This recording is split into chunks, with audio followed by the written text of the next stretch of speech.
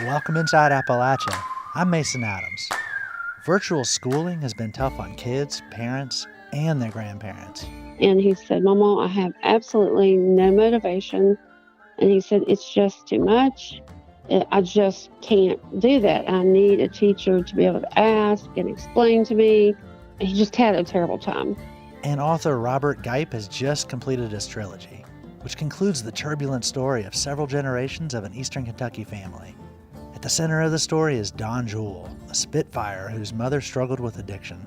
And that whole push-pull of wanting somebody to talk to about it and just being resentful that, you need somebody.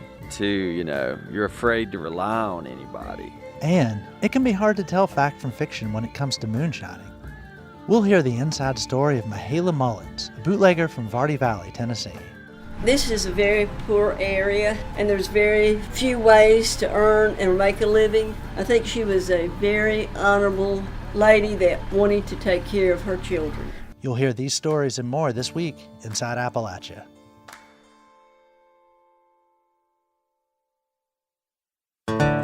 Welcome inside Appalachia.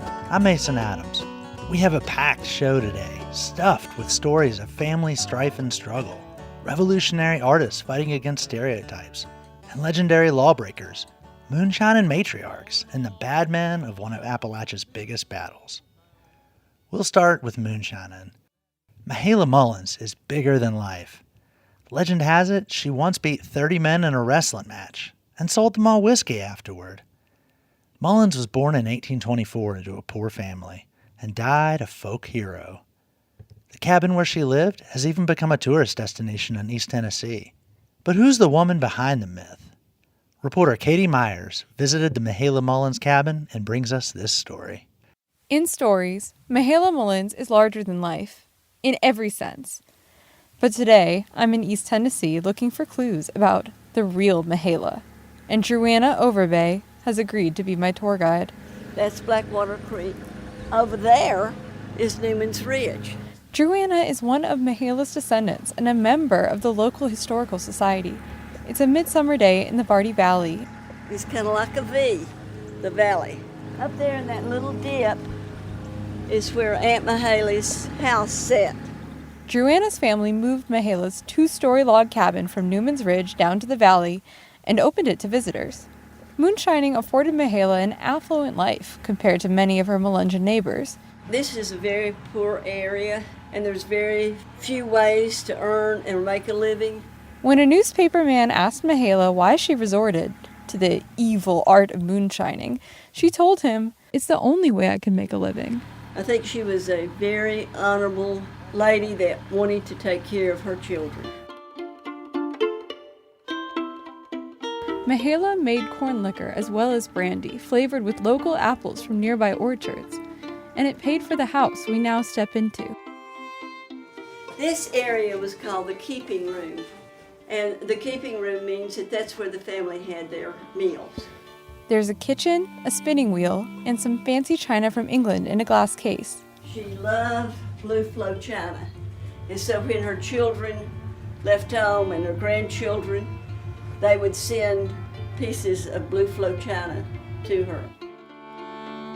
It doesn't look at all like a den of criminal behavior, and making moonshine was totally legal, if you paid taxes on it. She refused to pay the taxes because her father, Solomon Collins, applied to the federal government to get some of the reparation money for the Indian removal. Mahala's family identified at least in part with the Cherokee people, who were evicted from their ancestral lands when Mahala was a child. Some of them were given money to resettle, but not all. Joanna thinks that Mahala's refusal to pay taxes was more like an act of civil disobedience. She said, "They ain't getting a damn dime of my money. They owe me, and I'm not paying them." I couldn't find Solomon's application for reparations, but I did find one for Mahala's son Reuben. Sure enough, after many years of angry back and forth with the government, his application was denied. From the keeping room, Joanna and I climb a flight of old stairs. Okay, let's go very carefully up the steps, which I hate to go up. Hope there's not a snake lying in wait, but anyway. Mahala married Johnny Mullins, a fur trader and trapper, at age 17. This attic, with its low ceiling and tiny beds, was home to their 14 children. So you can tell there were children that lived upstairs. Oh, by the time they were 14 or 15, they'd left home. At least 3 died violently, one in a shootout, one in a brawl, and one in the Civil War. She had their graves placed right outside the window of her small, cozy bedroom, where we head next. In her later years, Mahala contracted a skin disorder that enlarged her legs, making it difficult to move around. At the end, she was confined to her bed. When she died, some say that a coffin maker came and he said, "We don't have a coffin large enough for her." So they built her a coffin around the bed, took her out the back, and buried her in the backyard. Obituaries were published from Canada to Mexico. More than documenting the facts of her life, they embellished her myth. The picture that came with them became famous.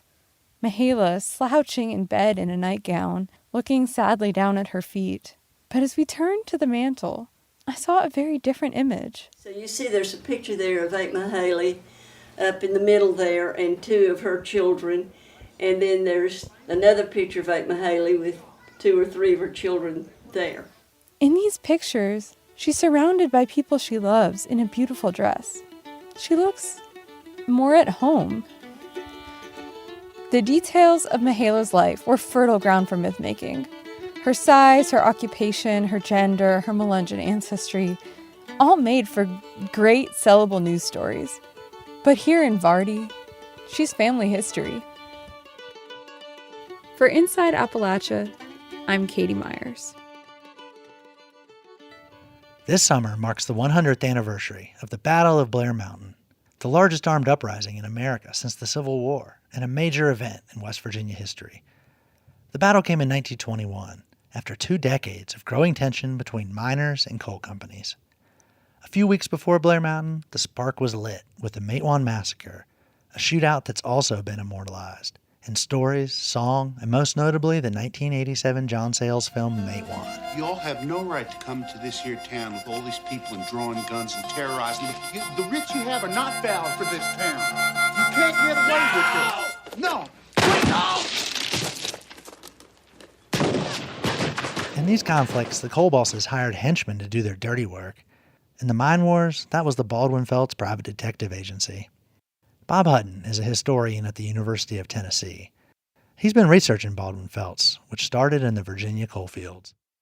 For folks who may not be familiar, do you mind kind of briefly recapping the role of the detectives in those incidents? Well, sure. In the so-called Matewan Massacre, a number of agents of the Baldwin-Felts organization were evicting women and children from miners' houses in downtown Matewan, various company townhouses. And they were prevented from doing so by the local police chief and the local mayor, who commenced a gunfight that ended up working, let's just say, not in the interest of the Baldwin-Felts agents. They weren't on the winning side of all this.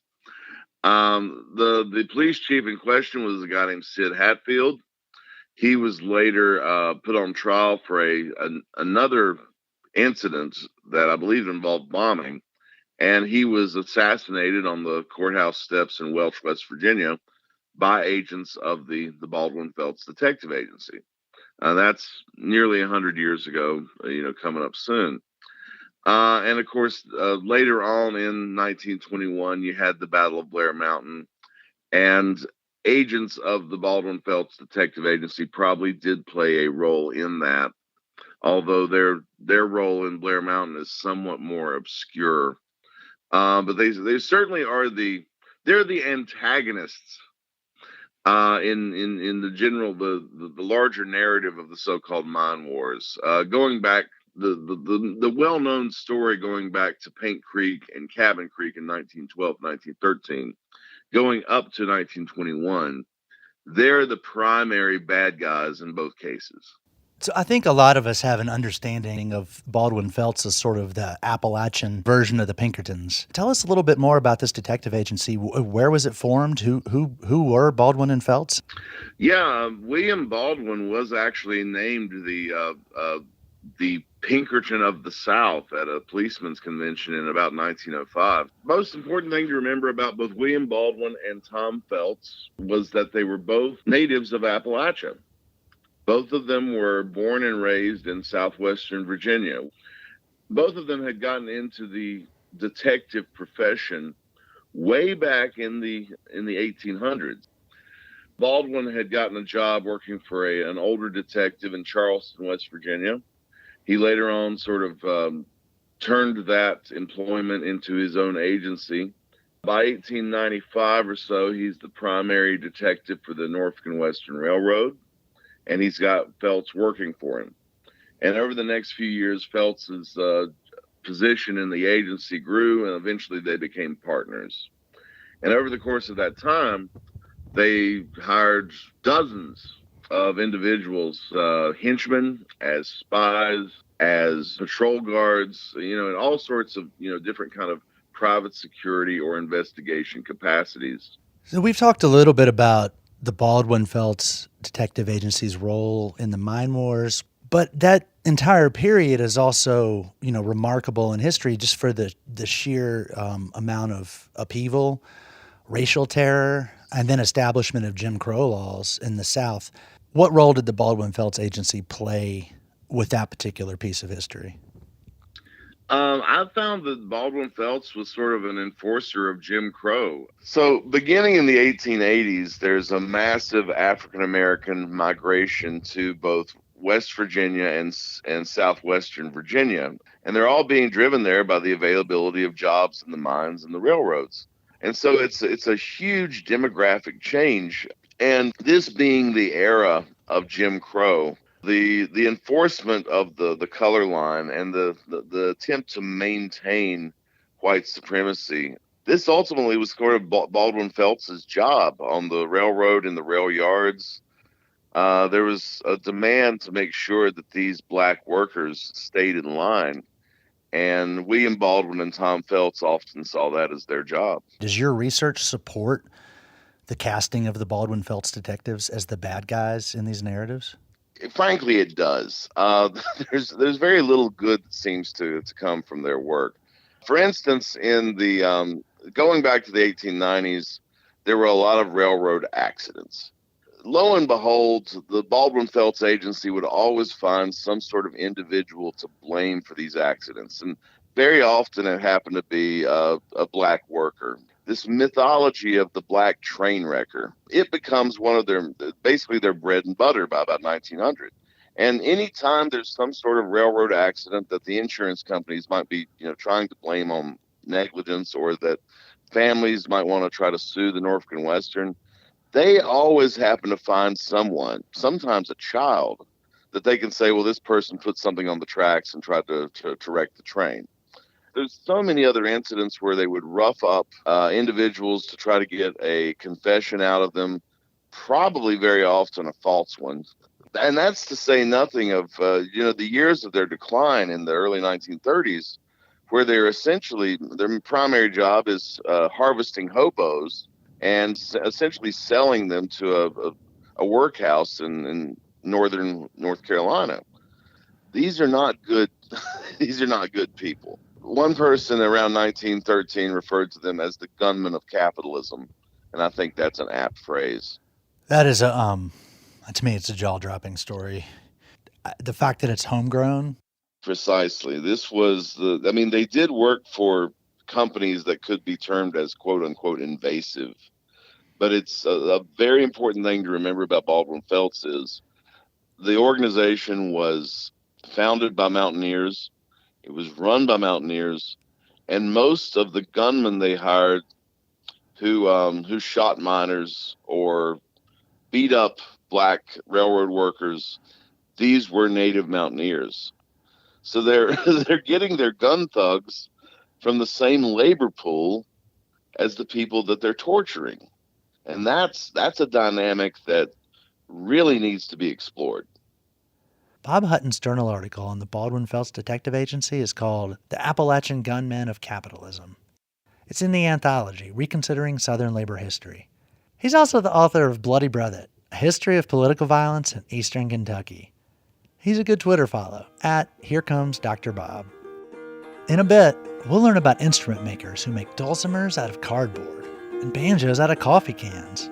Cardboard dulcimer is good because you can build them with the kids. You can, they're affordable, they're easy to make, and easy to play. That's coming up later in the show. You're Inside Appalachia. I'm Mason Adams. We'll be right back. Oh, shoulder up the gun with Sloppy Dog. Shoulder up the gun with Sloppy Dog. Off to the woods for a tree of groundhog. Oh, groundhog. Here comes Sally with a 10-foot pole. Here comes Sally with a 10-foot pole. Twist that whistle pig out of its hole. Oh, groundhog. Support for Inside Appalachia is provided by Concord University in Athens, West Virginia. With career-focused liberal arts education in more than 80 degrees and programs to pursue various career options, not just a single job. More at concord.edu. When I was growing up in the Allegheny Highlands, one of my best friends was raised by his grandmother, who worked in the school cafeteria. She kept a close eye on every kid at my elementary school, a sort of grandma to all of us. A lot of children here in the mountains were raised by their grandparents too, or another older relative. There are a lot of great things about grand families, but it can be a tough situation, even under the best of circumstances.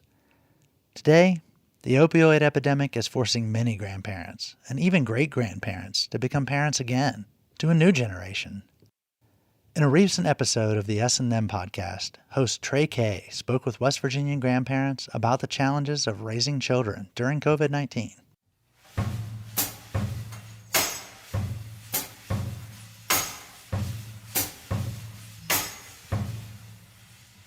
It's a Tuesday afternoon at Gigi's house, and this West Virginia grandmother is doing what she does most days, negotiating peace in her busy household. Well, honey, go in Momo's room and you can watch your show since it's different. Okay? You can go in there. You'll be fine. No, you don't hate your brother. You're just having a disagreement.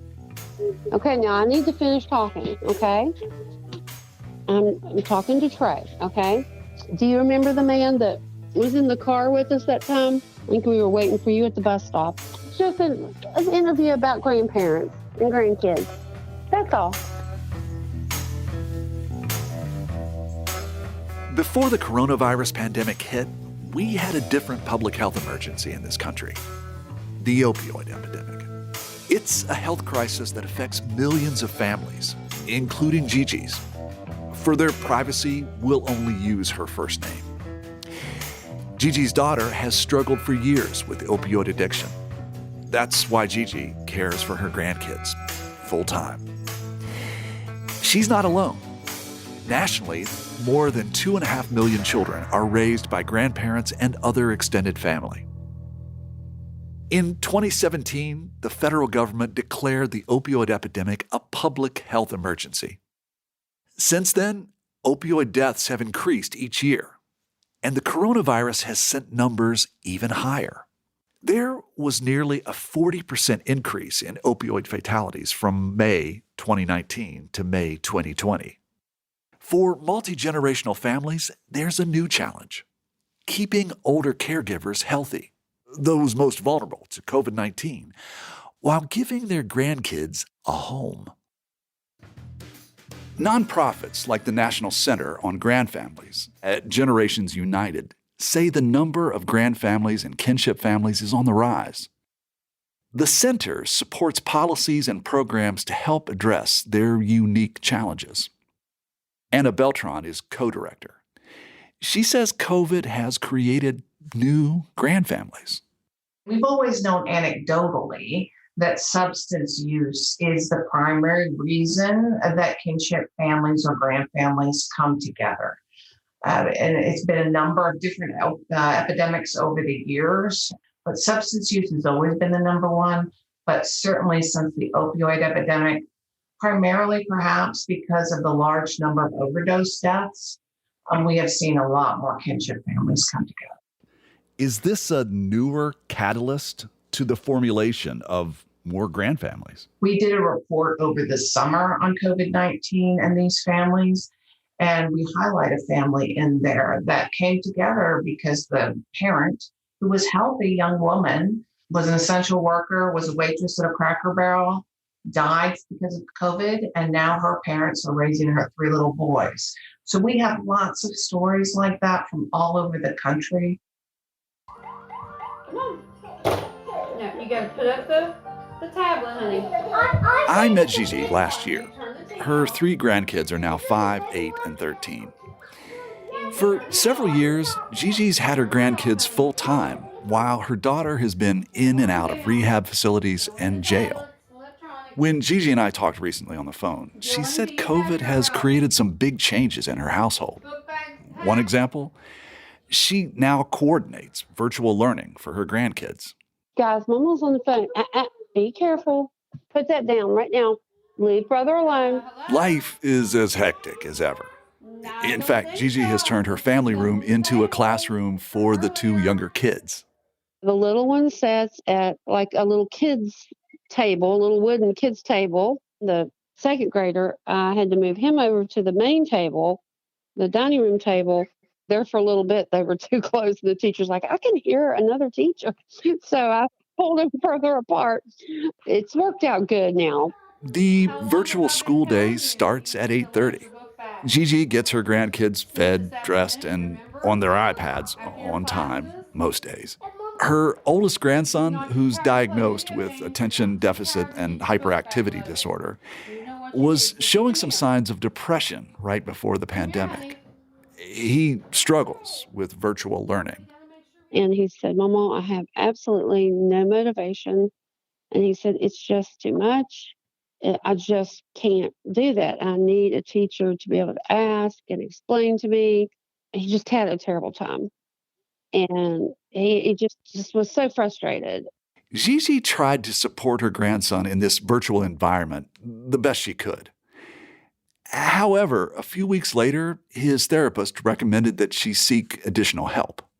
It's kind of like an outpatient, instead of hospitalizing children and them having to miss school, for psychological issues, they go there just like they're going to school or to work, and they coordinate with the Kanawha County Board of Education in Putnam County and surrounding.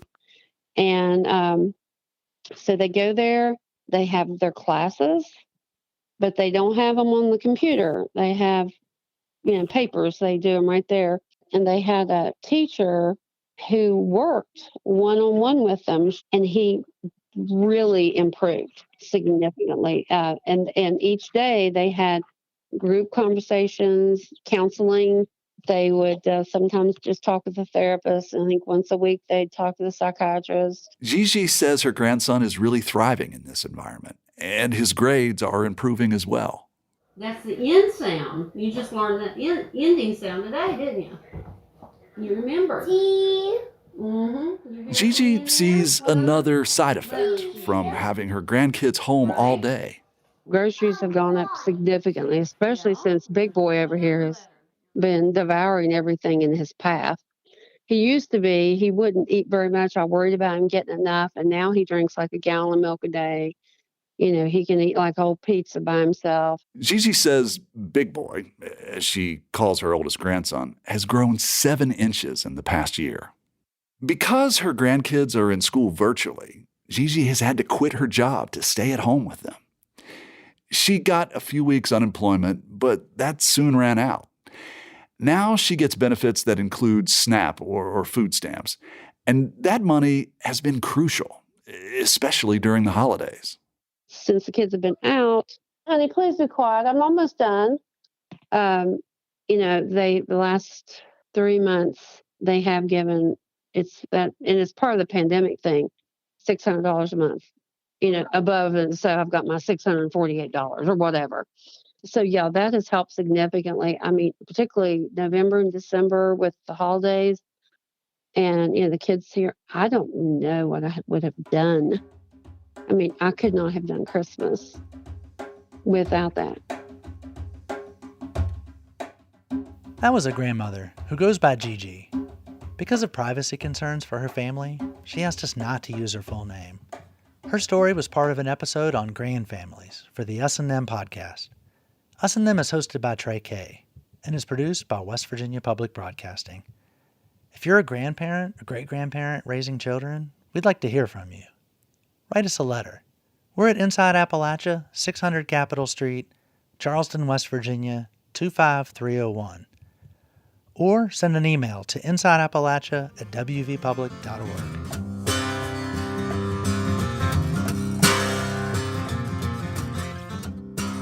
Our next story is about another multi-generational family, who were the main characters in Robert Gipe's fictional Eastern Kentucky trilogy. The books combine funny, heartbreaking writing and cartoony drawings. The first book in the series, Trampoline, came out 6 years ago. That novel introduced Dawn Jewell, a teenager growing up with a mother addicted to pain pills. Robert Gipe spoke with Inside Appalachia just after Trampoline was published in 2015. Here he is, talking about Dawn's experience as a teenager in a chaotic family. And that whole push-pull of wanting somebody to talk to about it and just being resentful that, you need somebody. Two, you're afraid to rely on anybody. You're at some level fearful of confiding in anybody.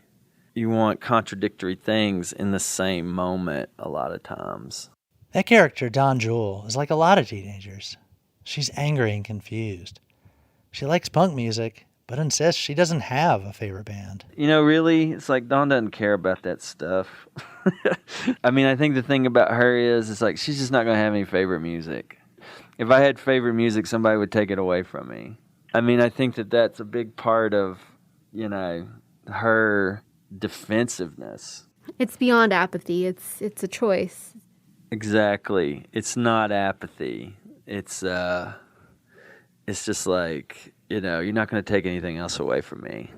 That was Robert Gipe, talking with our producer Roxy Todd back in 2015, after his book Trampoline was published. A sequel followed 3 years later, and now Gipe has completed the trilogy with a new book called Pop.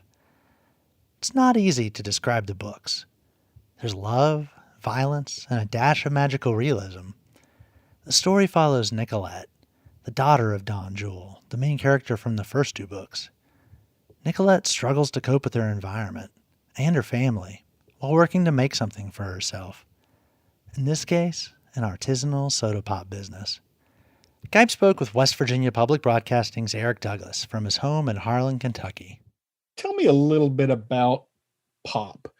Tell me how you came to write this book. The book is set in Eastern Kentucky and East Tennessee and in Charleston, actually. It concerns a woman who's been the protagonist of two prior books, Dawn Jewell, who grew up in Eastern Kentucky. It's set in the run-up to the 2016 election. She's become a little despairing and has kind of become a recluse and kind of lives her life on social media. And that's hard on her daughter, who is trying to be young and optimistic and starts a artisanal soda pop business. She too is trying to take place in the economy of a new Appalachia. One of the themes that kind of carries over from the earlier books is that Dawn, the mother in this book, had to try and save her mother, who was having trouble with opioids, and was unsuccessful in trying to get her through that. And the mother dies in one of the earlier books. And so for those that have read them all, one of the questions becomes, is history just going to repeat itself with the daughter in this book? With your first two books, you had one or two narrators, but this one you effectively have a number of different narrators and different perspectives throughout the book. Why did you choose to incorporate all those different voices? My background, my first job here in the coal fields was working with a documentary film center in Whitesburg, Kentucky called Appalachia. At the core of most of the work was interviewing and kind of that oral history work. And then the Higher Ground Theater series that I've been a part of here in Harlan is also very interview driven. And so, that was a natural storytelling mode for me, was kind of first person narrators, almost like edited interviews. I hadn't thought about it like that, but suddenly that makes a lot more sense. It's almost like you're the documentary filmmaker putting a camera in these various people's faces and setting them down and having them explain their day or an event of the day. Exactly. Yeah. There's a design, man. It's all figured out. I'm sure you got it. I just hadn't. I wasn't that swift to pick it up that quickly. But yeah, that actually makes a whole lot more sense. Yeah. Well, don't be too hard on yourself. Why did you choose to incorporate the West Virginia water crisis into the story, the chemical spill and all of that as a background subplot into your book?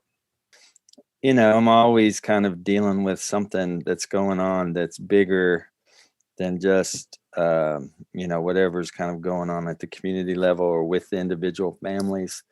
In the actual historical event, the chemical that spilled was manufactured in my hometown. And so I've always kind of been interested in the various ways that people live in the different Appalachian subregions. Where I live is right on the Kentucky, Tennessee, Virginia, where they all meet. And I'm from Tennessee. That's just something I'm always exploring, is just the difference between the subregions. I guess the other question I have for you is, why the illustrations?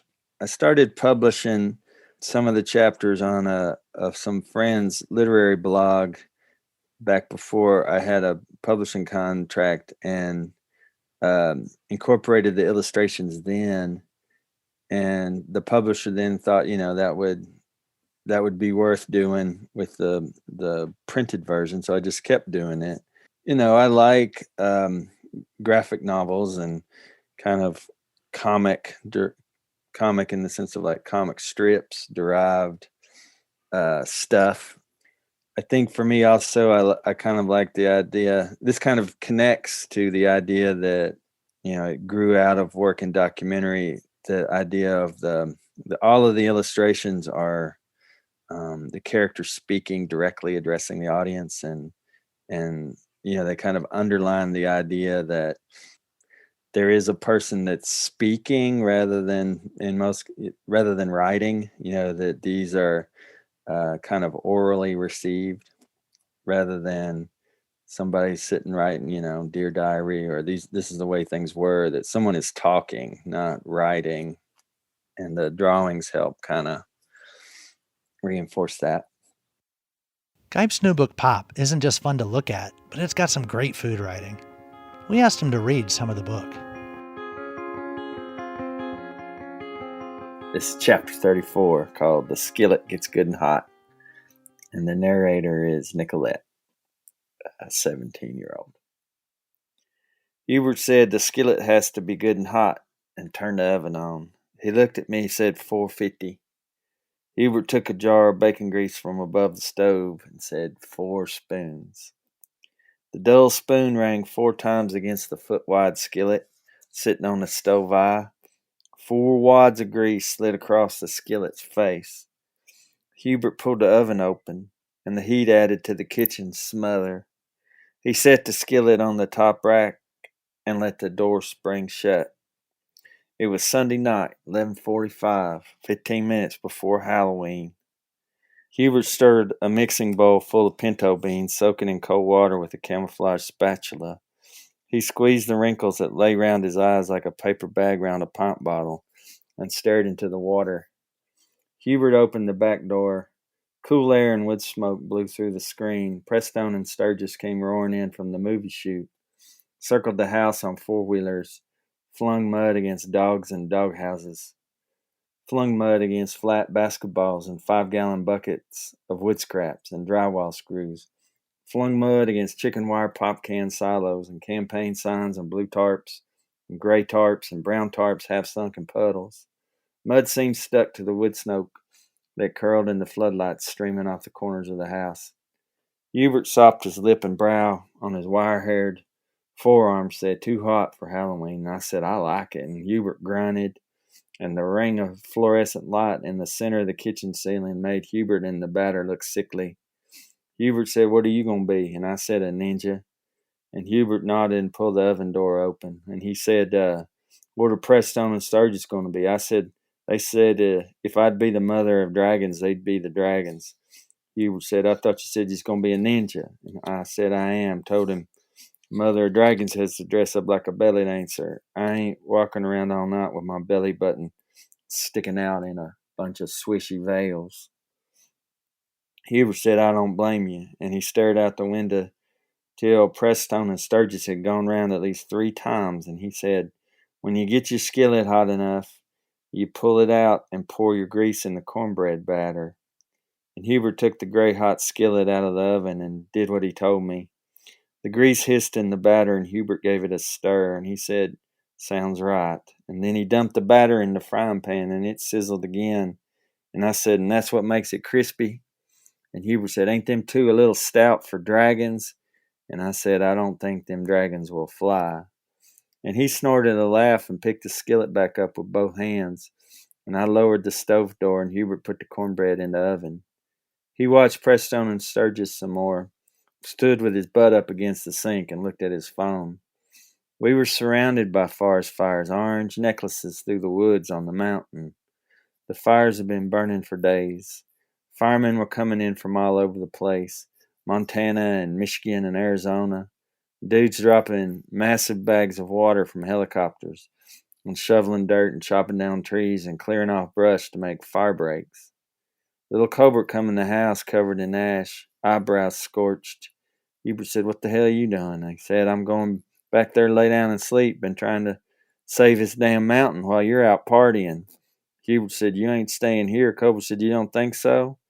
If you don't believe it, hide and watch." And I knew where Hubert kept his kitchen pistol, and I got it out while Hubert and Little Colbert argued. I pointed the pistol at Little Colbert and said, "Get out of here." And he said, "You ain't got no idea how to use that." And Hubert took the pistol from my hand and held it at his side, and he said, "Get out of here, son." And Little Colbert left, and Hubert's eyes was like marbles. He didn't say nothing, and Colbert just turned to me and said, "Look here." And then he took the cornbread skillet out of the oven with both hands and told me, "Set that plate on the counter." And I took the big plastic plate with the faded flower pattern around the edge under where Hubert was headed with the cornbread skillet. And he quick flipped the bread out and pulled the skillet away. And the bread cracked but came out clean, and you could see the grain of the meal all brown and hanging together in the heat like it had come down to this planet from outer space, like it had drove through a forest fire on a four-wheeler. Hubert run his flower pot red hand over the surface of the cornbread. And Hubert said, "At least something in this world does like it's supposed to." And I panted like I'd run 5 miles. That was Robert Gipe, reading from his new illustrated novel, Pop. You can see illustrations from the book on our website, wvpublic.org.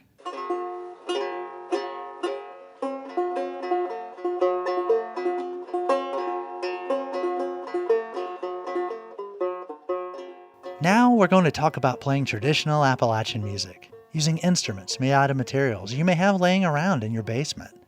Now, in my house, boxes from appliances automatically get turned into forts by the kids. But did you know that you can use them to make dulcimers? It's true. As part of our Inside Appalachia Folkway series, reporter Rachel Moore spoke to 2 instrument makers in western North Carolina who are carrying on the DIY instrument legacy. This is dulcimer player and maker John Cooley. Cooley has been making dulcimers for 25 years. He's sold hundreds of his instruments and hosted workshops at music festivals, mostly in western North Carolina, where he's lived for the past 2 decades. But there's one thing that makes his dulcimers stand out. They're made of cardboard. I just started making them one day. I was out of work. I lost my job as a counselor, and so it's like I got to start doing something here. This was in the mid-90s, but Cooley's journey really began in the early 1980s. That was when he bought his first cardboard dulcimer kit at a music festival in New York. He discovered cardboard dulcimers were easy and cheap to make. He leaves some of them unpainted, so other people can customize them however they want. I had one with cardinals, one with hummingbirds, one of them had wolves on it. Cooley's cardboard of choice is thick, recycled refrigerator boxes. This makes his instruments affordable and durable. I used washing machine boxes and dryer boxes. Maytags are always good. Cardboard dulcimer is good because you can build them with the kids. You can, they're affordable, they're easy to make, and easy to play. I'm going to play a little bit on this dulcimer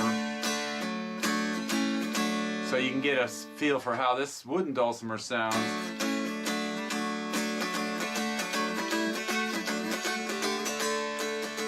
I would say a wooden dulcimer is more crispy. Cardboard's a little bit more mellow. So you get a difference in sound here.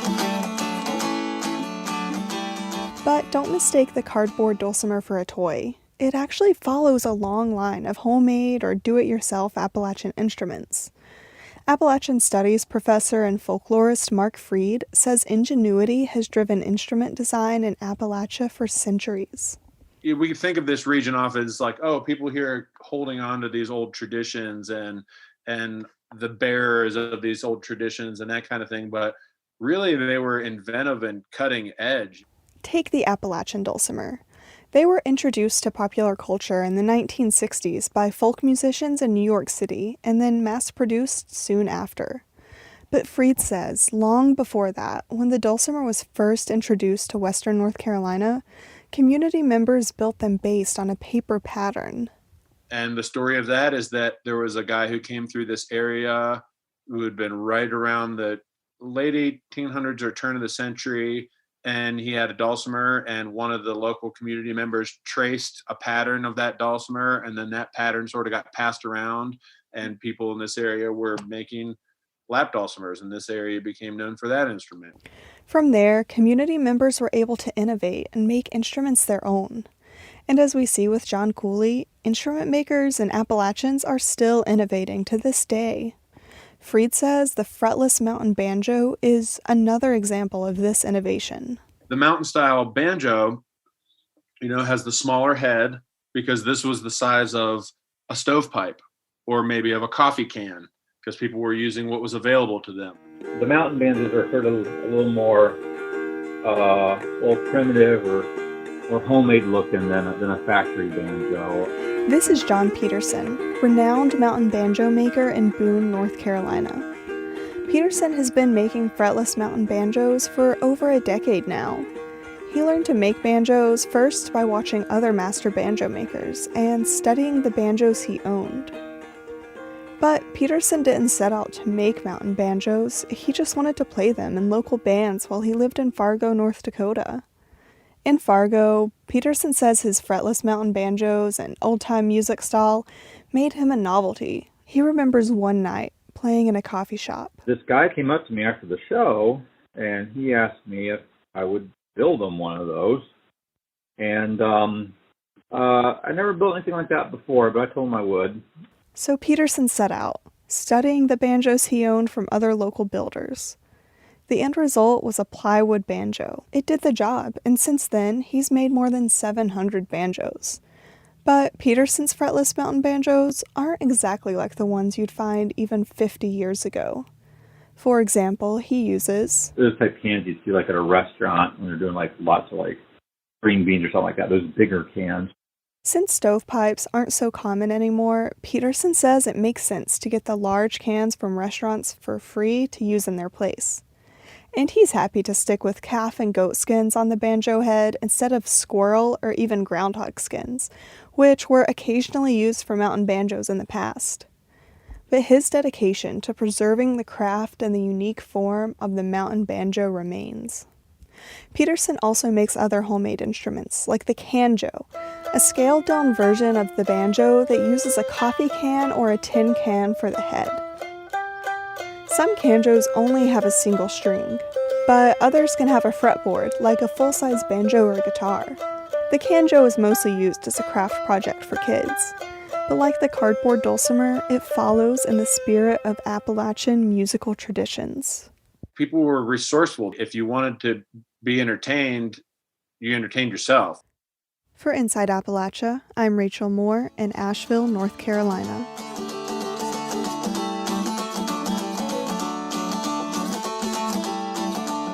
Well, shoulder up your gun and whistle up your dog. Shoulder up your gun and whistle up your dog. Off to the woods for to get a groundhog. Oh, groundhog. Run here, Sally, with a 10-foot pole. Run here, Sally, with a 10-foot pole. To whistle that whistle dig out of this hole. Oh, groundhog. Rachel's story is part of our Inside Appalachia Folkways reporting project. You can read more on our website, wvpublic.org. Best darn shoestring ever was tied. Oh, groundhog. Meat's in the cupboard, butter's in the churn. Meat's in the cupboard, butter's in the churn. That ain't groundhog, I'll be darned. Oh,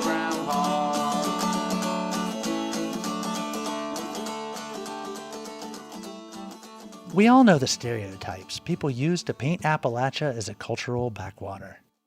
But as WEKU's Sherry Lawson reports, a dedicated group of fierce women are using the arts to fight back. White oaks thrash. Moonlight drifts the ceiling as if I'm underwater. Propane coils warms my bones. That's Carrie Gunner Seymour reading from her poem, I Come From a Place So Deep Inside America, It Can't Be Seen. Gunner Seymour, Ohio's Poet Laureate, is the executive director and founder of the Women of Appalachia Project, a nonprofit arts organization. She got tired of submitting her poetry and fine art for publication and getting rejections with comments that didn't make sense to her. Something like trying to be too ethnic or too regionally colorful, just really weird comments that said to me that they were not understanding my work. Because when someone says you're too ethnic, when you're writing from your heart, you kind of feel like, whoa, what is that about, The artist decided to put on her own art show with the support of the folks at Ohio University's Multicultural Center. She says the staff there agreed that people from Appalachia are frequently stereotyped and looked down on. The poet set out to prove those stereotypes wrong. People from the Appalachian area are not undergroomed, overfed, undereducated, that we are indeed the opposite, that we are talented. And as my tagline says, we believe that all women are capable, courageous, creative, and inspired. The Women of Appalachia Project has been going strong for over a decade. Its mission is to encourage and empower Appalachian female artists and our communities through presentations of spoken word and fine art. Women submit their work, it's juried, and those who are juried go on to travel throughout Ohio, West Virginia, and Kentucky to share their work to audiences of hundreds of people. The work is then published in an anthology called Women Speak. It's Tina Parker's third year as part of the Women of Appalachia Project. She grew up in Bristol, Virginia, and now lives in Berea, Kentucky. 3 of Parker's poems are included in the anthology Women Speak Volume 6. What I've learned is how powerful our stories are and how much rich talent there is in our region. It's been inspiring for me to know that there are artists out there in every small town, every holler, telling their story and getting their work out there. The 45-year-old says she saw the opportunity to apply for the project and was immediately inspired by the notion of telling the story of Appalachia from a women's perspective. Parker says she feels like she's been misunderstood as an Appalachian woman. Growing up, I didn't know I was from Appalachia. I knew that I loved to write, I loved to read, I loved to listen to people talk. As I got older, I learned that part of what I love is about listening to people talk is the cadence of their voices, the way that they sound like the place I call home. And I weave those voices and that music into my poetry. I wear a white robe. It billows on the water. The pastor pinches my nostrils. Her poem, His palm Radiation covers Therapy, my A Baptism, is autobiographical. It weaves together themes like growing up in the Southern Baptist Church and receiving a diagnosis of breast cancer. The tumor is over my heart. 60 poets and writers are divided into two groups and typically perform 6 or 7 times a year at venues in Ohio, Kentucky, and West Virginia. This year, due to COVID, performances are virtual. Last year was Cecil Dixon's first time with the project. Her writing has appeared in several publications, including Dead Mule's School of Southern Literature. I come from a long line of storytellers. We can't just give you a one-word answer. And the important part of being a writer and putting those stories on paper now is because we're a minority. The Irvine, Kentucky resident is a retired nurse who's been writing her entire life. She'll read her short story, Rabbit, at a Women Speak virtual event this spring. I think it's important that we show the rest of the world the talent that we have in these hills. The next spoken word performance, which will be virtual, is scheduled in May and will be hosted by Towngate Theater in Wheeling, West Virginia. For Inside Appalachia, I'm Sherry Lawson.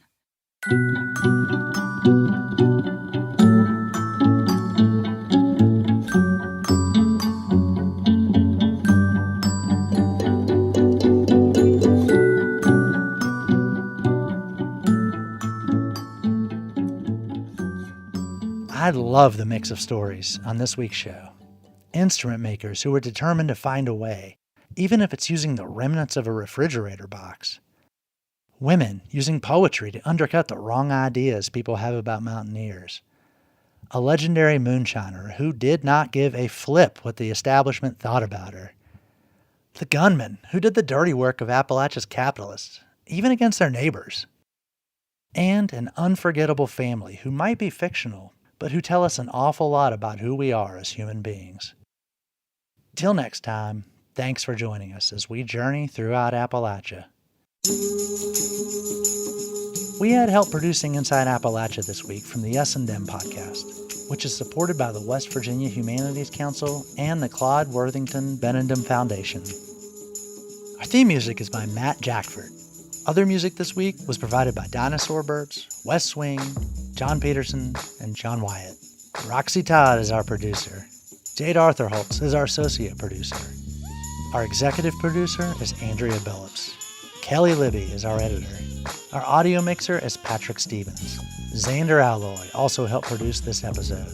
You can find us on Twitter @InAppalachia. You can also send us an email to insideappalachia@wvpublic.org. Visit wvpublic.org/InsideAppalachia to sign up for the Inside Appalachia newsletter. There, you can also subscribe or download all of our stories, or look for the Inside Appalachia podcast wherever you get your podcasts. Inside Appalachia is a production of West Virginia Public Broadcasting.